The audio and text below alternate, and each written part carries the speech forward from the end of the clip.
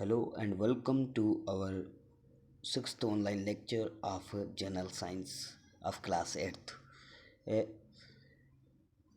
Welcome to our second chapter. The name of the second chapter is Man and Environment.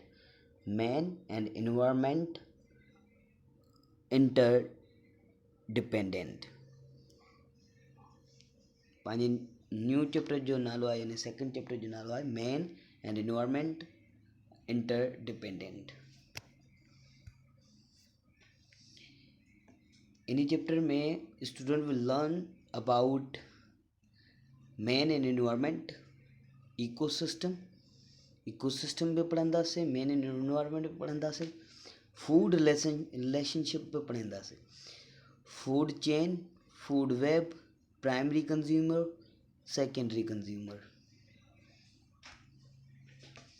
First of all अचो तो पंहिंजी class खे start कयूं। Before starting our class से पहिरें पंहिंजी क्लास स्टार्ट करण खां पहिरें तव्हांखे हिकिड़ी ज़रूरी इंफॉर्मेशन ॿुधायूं त जेको बि हिन चैप्टर यानी कि प्रीवियस चैप्टर में या हिन चैप्टर में पढ़ंदासीं उहो तव्हांखे नोट करिणो आहे एज़ अ नोट कापी, यानी कि फेयर कापी तव्हांखे कॾहिं बि शो कराइणी सघे पवे थी, त हिन जे करे तव्हां नोट कंदा वञो इहे शयूं। त पंहिंजे फर्स्ट सेकेंड चैप्टर जो फर्स्ट टॉपिक आहे man and environment. Man and environment relationship हूंदो आहे, इंटरडिपेंडेंट हूंदो आहे। अचो त ॾिसूं इहा छा आहे। Man and environment are inter related. Man ऐं एनवायरमेंट माण्हू ऐं माहौल जेका आहिनि हिक ॿिए ते इंटर रिलेटेड हूंदा आहिनि, हिक ॿिए सां ॻंढियल हूंदा आहिनि। जिते मैन हूंदो उते एनवायरमेंट लाज़मी हूंदो। The environment influences the life of human being, and also human beings modify the environment as a result of growth, dispersal, activity, death and decay। environment में माण्हू जेका आहे हिकिड़ो ख़ासि जेका हिकिड़ो किरदारु हूंदो आहे, जेका ह्यूमन बीइंग जो जेका मॉडिफाई कंदो आहे, माना पंहिंजे ग्रोथ खे पाण हिन माहौल में ग्रोथ बि कंदा आहियूं, खोड़ सारियूं एक्टिविटीज़ कंदा आहियूं। हिते पंहिंजे इन इन्वायरमेंट में डेथ बि पॉसिबल आहे, डीके बि यानी तबाही बि पॉसिबल आहे। Everything is possible in environment. The interactions between environment and society depend largely on the social and political interactions between environment and society। environment and society जे जेका interactions आहिनि उहे लार्जली डिपेंड करनि था social and political. environment and man and environment always have been interdependent on each other। माना main ऐं environment पाण हिक ॿिए ते मुश्तमिल हूंदा आहिनि, हिक ॿिए ते डिपेंड कंदा आहिनि।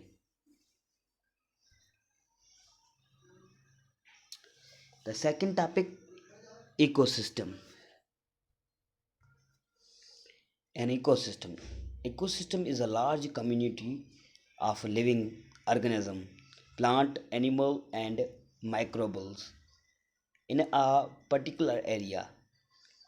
इकोसिस्टम हिकिड़ो लार्ज कम्यूनिटी हूंदी आहे लिविंग ऑर्गेनिज़म जी, माना लिविंग शयुनि जी हिकिड़ी सोसाइटी हूंदी आहे, जंहिंमें यानी कि प्लांट्स अची विया, एनिमल्स अची विया, माइक्रोबिल्स अची विया, यानी कि पाण ह्यूमन बि अची वियासीं। इन्हनि जो बि इंटरेक्शन हूंदो आहे इन हिकु पर्टिकुलर हिकिड़ो ख़ासि एरिया ते, यानी कि हिकिड़ो अहिड़ो एरिया जिथे लार्ज कम्यूनिटी हुजे छाजी लिविंग ऑर्गेनिज़म जी, उनखे इकोसिस्टम चवंदा आहियूं। The living and physical components are linked together through the nutrient cycles and energy follows. माना जेका living things and physical component हूंदा आहिनि पंहिंजी लाइफ में, उहे हिक ॿिए सां ॻंढियल हुजनि न्यूट्रिएंट साइकिल सां, खाधे पीते वारी साइकिल सां, जेके इन्हनि खे बि पाण इकोसिस्टम चवंदा आहियूं. Ecosystems are of any size but usually they are in a particular place. Ecosystem जेका हूंदो आहे यानी कि हिकिड़ी पर्टिकुलर प्लेस हूंदी आहे. इकोसिस्टम खे पाण ईअं बि डिफाइन करी सघूं था, the living and non living things they are linked with each other in nature, whereas continuous exchanging of material takes place between them.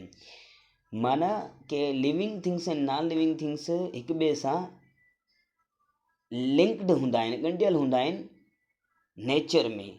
ख़ासि करे उते पंहिंजी एक्सचेंज बि थींदी आहे, पंहिंजी का शइ ॾे वठ जी बि. माना इकोसिस्टम खे ईअं बि पाण डिफाइन करे सघूं था त लिविंग थिंग्स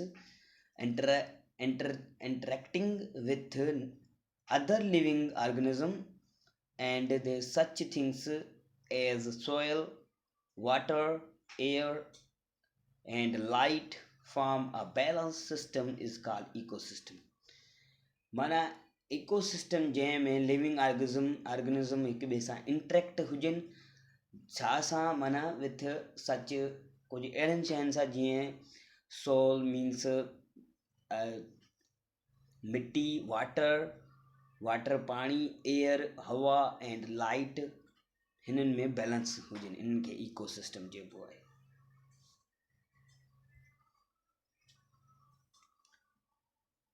इकोसिस्टम खां बाद में अचे थो फूड चेन. फूड चेन जो हिकिड़ो पंहिंजो ई फंक्शन हूंदो आहे, यानी कि फूड चेन खे दरअसल फूड चेन पाण डेफिनेशन में ते पढ़ा लिखियल आहे त food chain is the system where as a small animal is the food from large for a large animal. नंढा एनिमल्स जेके हूंदा आहिनि, जानवर खाधा हूंदा आहिनि लार्ज एनिमल्स जा. माना कि नंढा जेके हूंदा आहिनि खाधा हूंदा आहिनि, नंढा एनिमल्स उहे खाधा हूंदा आहिनि वॾनि एनिमल्स जा. Which is turn is food for a even large animal. वरी जेके उहे वरी खाधा वरी लार्ज एनिमल जा हिकिड़ो माना क़िस्म हूंदा आहिनि. An example of the food chain is a fly being eaten by the frog. मिसाल तौरु हिकिड़ो उॾामंदड़ जेको पखी यानी कि का बि फ्लाई आहे, यानी कि जीअं पाण चई सघूं था इंसेक्ट आहे जेका फ्लाई करे थो, उनखे उनखे ईट करे थो केरु? फ्रॉग. वरी frog then is eaten by the large animal. वरी जेका फ्रॉग आहे जेका वधीक ईटिन कई वञे थो ॿिए कोई एनिमल सां. माना फूड वे बि ईअं हलंदो रहे थो. माना कि जीअं नंढनि एनिमल खे मिसाल तौरु इंसेक्ट्स खे फ्रॉग खाधो, फ्रॉग खे वरी वॾे एनिमल खाधो, वरी वॾे एनिमल खे ॿिए एनिमल्स खाधो. इन हिसाब सां हिकिड़ो फूड चेन हलंदी रहे. चेन माना हिकिड़ी रिलेशन हलंदो रहे थो इन्हनि जो. फूड चेन दरअसल पाण ईअं बि पढ़ी सघूं था त माना जेके बि प्लांट्स यानी कि जेके बि पंहिंजा खाधे पीते जो सामान हूंदो आहे, यानी कि उतां प्राइमरी प्रोड्यूसर खां इहो सिस्टम स्टार्ट थिए थो. प्रोड्यूसर खाइनि था छा खे? प्राइमरी कंज्यूमर खाइनि था सेकेंडरी खे, सेकेंडरी ट्रेशरी खे. ट्रेशरी ईअं लगातार ईअं हले थो माना जेका सिस्टम. इन सिस्टम खे पाण फूड चेन चवंदा आहियूं. फूड चेन तव्हांखे वधीक जेका सम्झ में ईंदो इन पिक्चर में. फूड चेन हाणे इहा आहे फूड चेन जी पिक्चर. फूड चेन दरअसल ॾिसी सघो था तव्हां. फूड चेन इहा फस्ट ऑफ ऑल हेठियों यानी कि ग्रास जेका बीठल आहे, ग्रास खां स्टार्ट थिए थो food chain. Grass producer in खे चवंदा आहियूं. ग्रास खे प्रोड्यूसर छो चवंदा आहियूं? छो त इहा कहिड़े बि शइ खां पंहिंजो पाण यानी कि इहा पाण प्रोड्यूस थिए थो. का शइ हिन खे प्रोड्यूस नथी करे. माना it means it is growth it self. इहो पंहिंजो पाण ग्रोथ थिए थो. That's called it is producer. इन जे करे हिन खे प्रोड्यूसर चयो वञे थो. Producer makes their own food. Producer उहे हूंदा आहिनि जेके पंहिंजो खाधो तयारु पाण करनि। इन खां पोइ यानी कि प्रोड्यूसर जेके आहिनि ग्रास जेका आहे खाइनि था केरु, प्राइमरी कंज़्यूमर जीअं तव्हांखे इंसेक्ट जेका आहे मिसाल तौरु इंसेक्ट जो नालो आहे ग्रास हॉप्टर।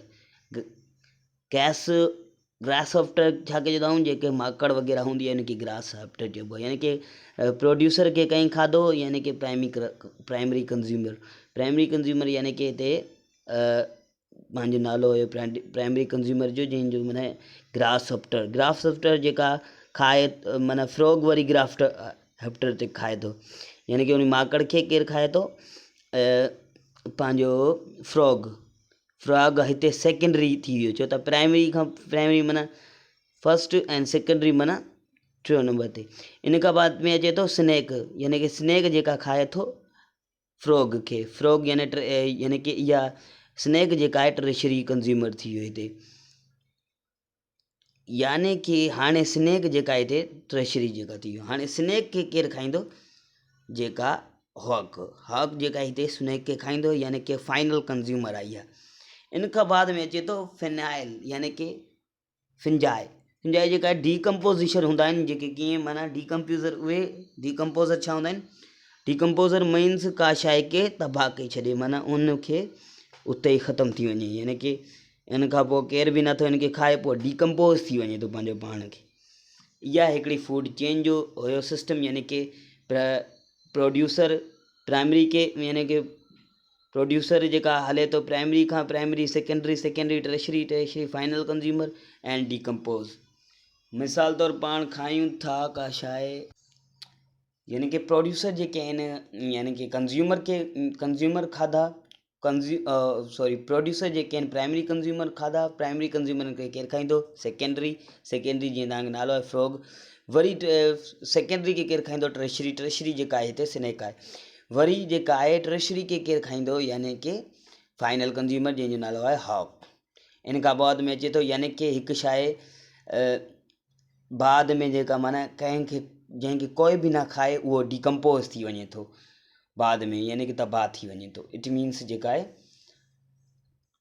तबाह थी वञे थो। ऐं इन खां बाद में यानी कि हिनखे ईअं बि पाण चई थो, यानी कि प्रोड्यूसर पाण हिकु साइकिल आहे, ॾिसी सघो था तव्हां। माना हिकिड़ी शइ प्रोड्यूस थी, जंहिंखे खाधो उन्हनि बि माना हिकिड़ो आख़िर में वञी छा थी वियो, डीकम्पोज़ थी वियो। इहा हुयो फूड चेन। हाणे अचे थो फूड वेब जेका आहे, इहा बि उन वांगुरु ई हूंदो आहे, similar to the food chain.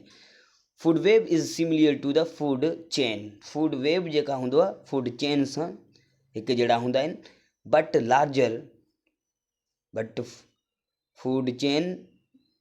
But larger food waves show how plants and animals are connected in a way। जेके वॾा जेके यानी कि फूड वेव्स हूंदा आहिनि, कीअं खाईंदा आहिनि, यानी कि कीअं उहे ॾेखारे वञनि था, प्लांट्स एंड एनिमल्स कनेक्टेड हूंदा आहिनि उन सिस्टम में, वॾे फूड वेव में। यानी फूड वेव जेका हूंदो आहे, the arrows point from the organism being eaten by the organism that eats it। मिसाल यानी कि ऑर्गेनिज्म जेका आहे ऑर्गेनिज्म खे ई खाए, यानी कि लिविंग थिंग्स खे खाए, उतूं इहा सिस्टम प्रोड्यूस थिए थो, यानी कि फूड वेब उतूं शुरू थिए थी। फूड वेब और फूड साइकिल खे चई सघूं था। It is natural connections of food chain. इहा फूड चेन जो इंटरेक्शंस यानी कि नेचुरल कनेक्शन हूंदी आहे।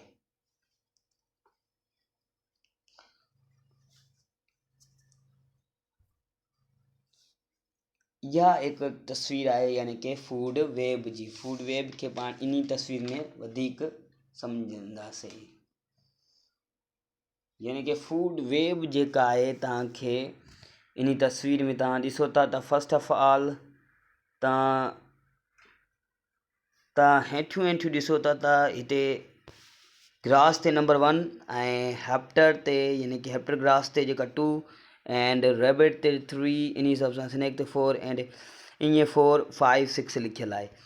इन हिसाब खां तव्हांखे हेठियूं ॾिसो त इन्हनि जो कम बि ॿुधाए थो।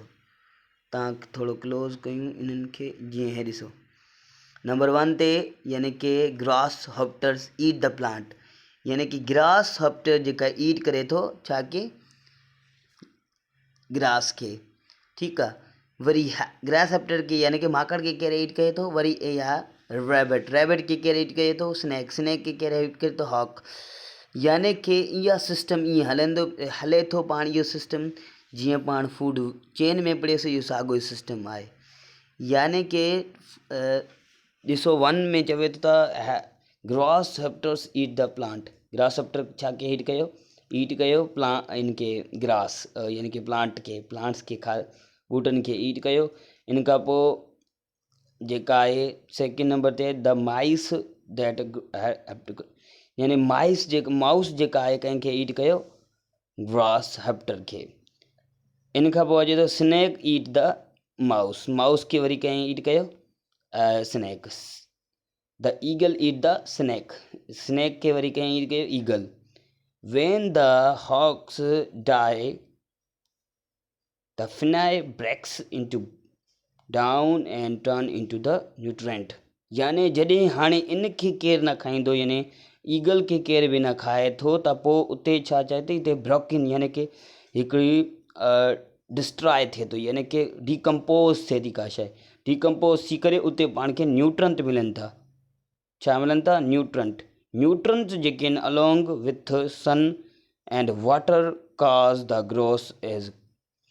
Grass to grow.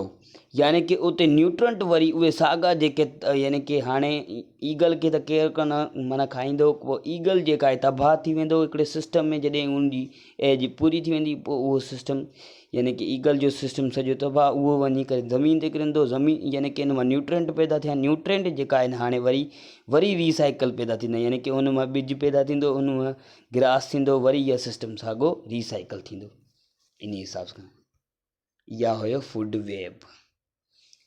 इन खां अचे थो यानी कि प्राइमरी कंज़्यूमर जीअं पहिरियों प्राइमरी कंज़्यूमर हलण खां पहिरियों जीअं डिकम्पोज़र तव्हांखे प्रोड्यूसर तव्हांखे पहिरियों ॿुधायो, producer makes their own food. Producer खे पाण ईअं डिफाइन कईंदासीं, the producer they are make their own food, जेके उहे प्रोड्यूसर न जेके पंहिंजो खाधो पाण तयारु कनि। प्राइमरी छा हूंदा आहिनि? Primary consumer is a organism that feed on primary producer.